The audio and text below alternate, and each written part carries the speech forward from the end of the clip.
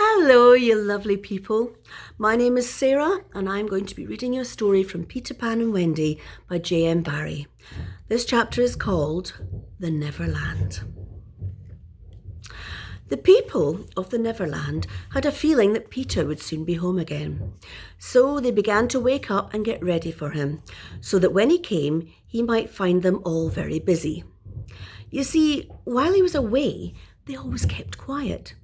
Nobody bothered to fight anybody else, but Peter liked things to be exciting, so now things had to be made exciting as fast as possible. There were 6 sorts of people who lived in the island. 1, the fairies, mostly high up in nests in the tall treetops. 2, the mermaids in the lagoon, mostly deep down underwater. 3, the wild beasts whose dens were in the woods and the mountains. The redskins, the Indians who camped anywhere they chose. 5, the pirates who returned every night to their brig, the Jolly Roger.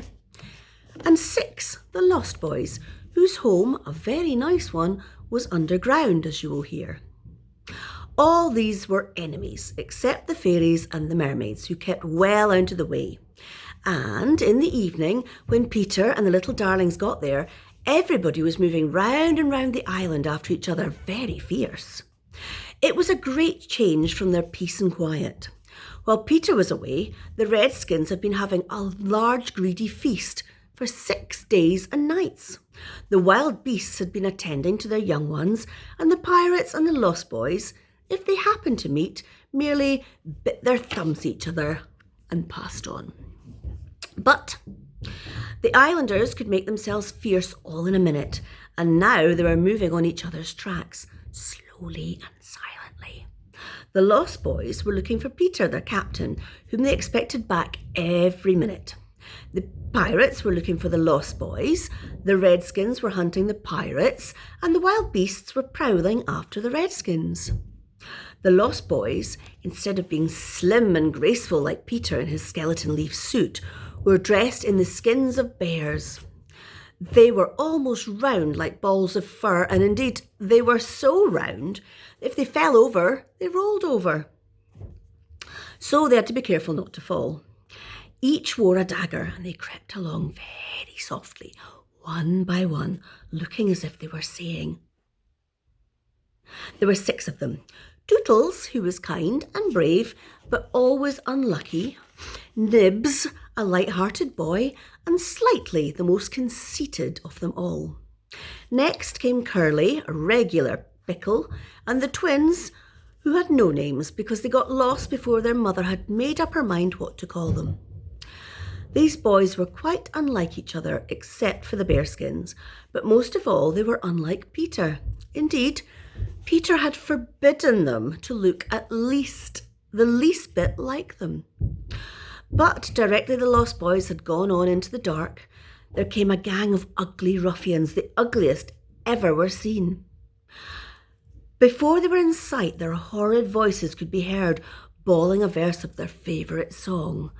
Avast ye belay, yo ho heave to, a pirating we go, and if we're parted by a shot, we're sure to meet below.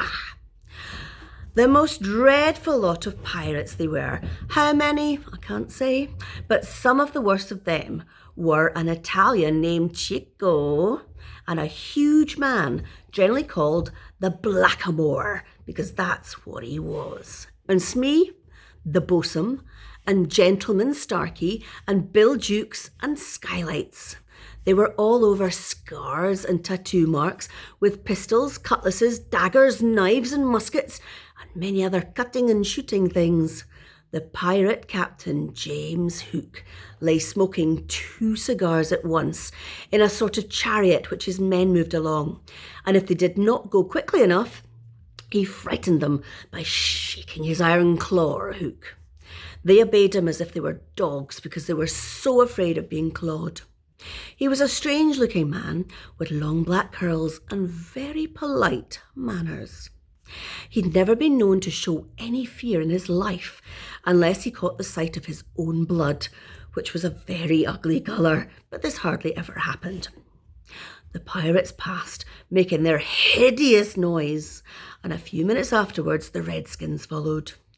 If you had not seen the pirates first, you would have wanted to run away from the redskins. They wore no clothes, but they were oiled all over, and their eyes glittered in the dark. Their chief was called Great Big Little Panther. He went in front on all fours, so that he might look more like a panther. But as he and the whole of his tribe had just been stodging frightfully, he was feeling much too fat. The only person who had not overeaten was the beautiful Princess Tiger Lily. She walked last of all, very proud and upright. The redskins stole out of sight, and very soon the wild beasts appeared, an enormous number of them, dreadful creatures with large teeth showing and red tongues hanging out, lions, tigers, bears and other big animals, and a lot of smaller beasts, all savage and all hungry.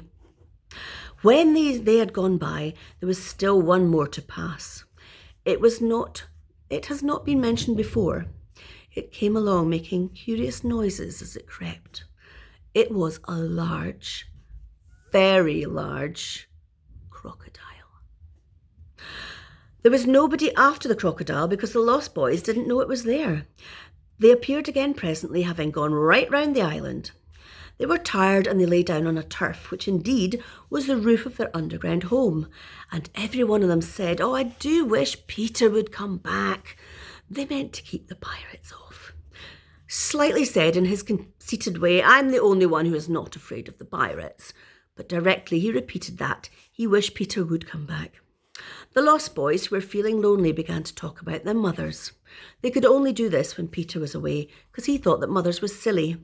However, the Lost Boys would have liked some mothers to look after them just then. And while they talked, there was a distant sound. They knew it much too well. It was a pirate song, getting closer.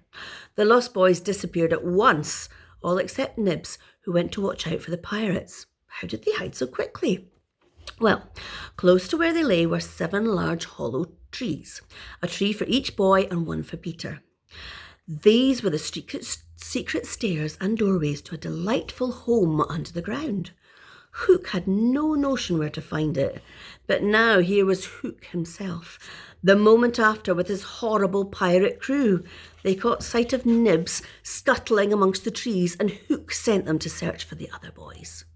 He was left alone with his bosun Smee, and he began to tell Smee the story of his life. Smee didn't understand it in the least, but Hook went on speaking.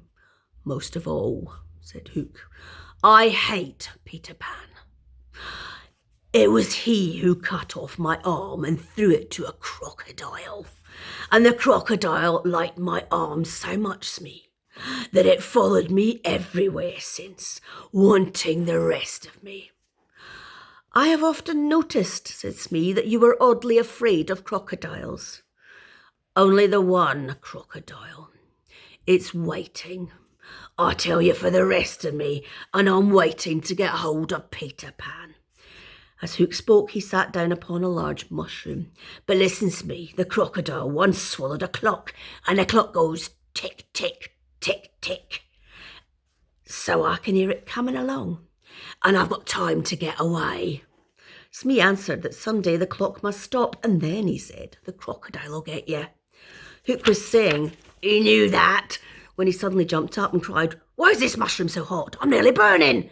And he and the bosun tried very gingerly to pull the mushroom up. It came up at once, for it had no root. There was a hole where it had been, and smoke came out of the hole. No wonder Hook felt hot. The mushroom was a stopper of the Lost Boys' chimney. And the 2 pirates could hear the Lost Boys chattering gaily below. Oh my goodness, it's getting exciting. I hope you've cleaned your teeth and washed your hands. Because now, give yourself a great big huge hug. And I'll tell you the next part of the story tomorrow. Night, night.